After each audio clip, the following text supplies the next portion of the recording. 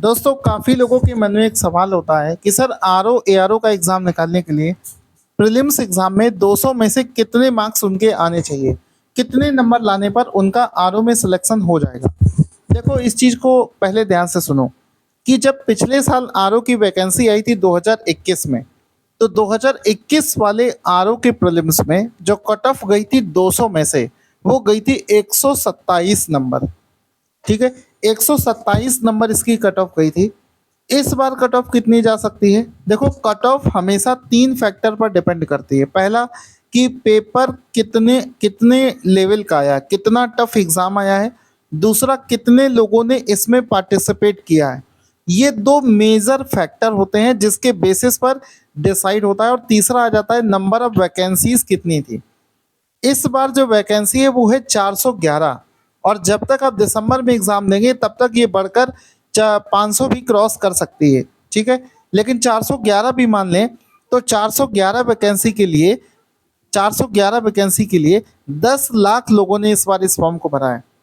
और जिस तरीके का पेपर अभी पूछा जा रहा है, जैसे कि 11 फरवरी 2024 को आपको पता है कि आरओ का एग्ज़ाम हो चुका है, लेकिन वो पेपर आउट हो गया था जिसकी वजह से इस एग्ज़ाम को कैंसिल कर दिया गया है।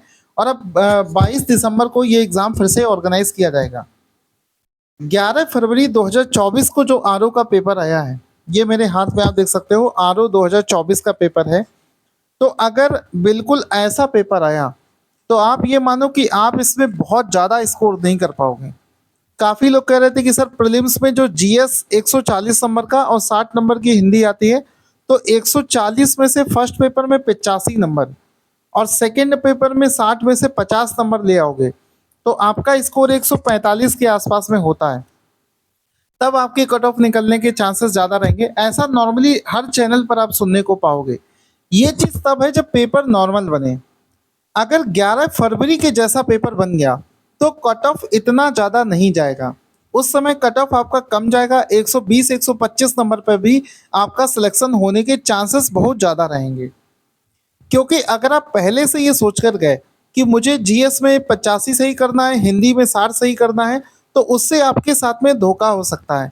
क्योंकि मान लो अगर पेपर ये टफ आ गया और आपने सोच के रखा है कि यार 60 क्वेश्चन तो आपसे बन जा रहे हैं, 60-70 क्वेश्चन आपसे बन जा रहे हैं, लेकिन आपने सोच के रखा नहीं मुझे हर हाल में 85 क्वेश्चन सही करना है। अगर ये कसम खा के पहले से जाओगे या सोच के जाओगे, तो आप क्या करोगे, नेगेटिव मार्किंग बहुत ज़्यादा कर दोगे। आप ऐसे भी क्वेश्चंस को अटेम्प्ट लेना शुरू कर दोगे जिसके बारे में आप खुद श्योर नहीं हो। इस वजह से पहले से बहुत ज़्यादा सोच कर नहीं जाना है। मन में बस ये रखो कि 85 नंबर जीएस में और 50 नंबर हिंदी में आ जाए तो कट ऑफ निकल जाता है। लेकिन ये भी चीज़ मन में रखो कि अगर मान लो अचानक से पेपर टफ आ गया, तो उस केस में आपको क्या करना है कि अपने माइंड को कंट्रोल करना और जितने क्वेश्चन आपसे बन रहे हैं सिर्फ उतने ही क्वेश्चन आपको अटेम्प्ट करने हैं। उससे ज़्यादा क्वेश्चन अटेम्प्ट मत करके चले आना। क्योंकि 2024 में जब आरओ का एग्ज़ाम हुआ है तो ज़्यादातर लोगों के साथ में सबसे बड़ी प्रॉब्लम यही हुई है कि वो पिछले साल के स्कोर को मैच कराने के चक्कर में इतना अटेम्प्ट कराए कि शायद अगर वो ज़्यादा अटेम्प्ट ना करते तो उनका कट ऑफ निकल सकता था। अच्छा क्वेश्चन उन्होंने अटेम्प्ट कर दिया था, तो इस चीज़ का आपको ध्यान देना है। बाकी पिछले साल के पेपर में, जबकि अब तक के इतिहास का सबसे कठिन पेपर था, 140 में से 97 क्वेश्चन हमारे बैच से डायरेक्ट फंसे थे।